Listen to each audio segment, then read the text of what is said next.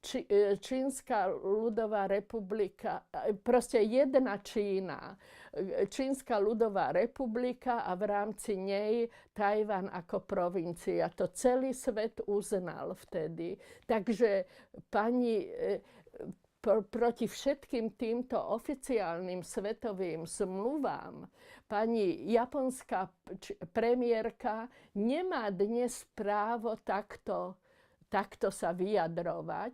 A ak sa vyjadruje, tak to je prejav akýchsi starých fašistických ideológií spred konca druhej aj prvej svetovej vojny.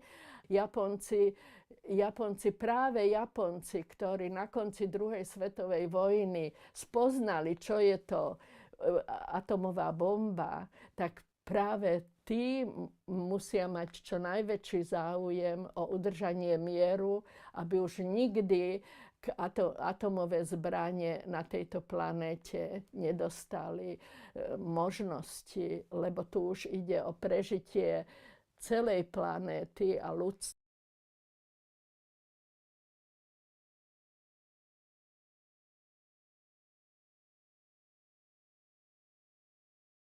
It's important to remember that she is a far right-wing politician and has a long history in the far right, where she has long been an apologist for Japanese war crimes around all of Asia, including in China. It needs to reflect on its own history a little bit.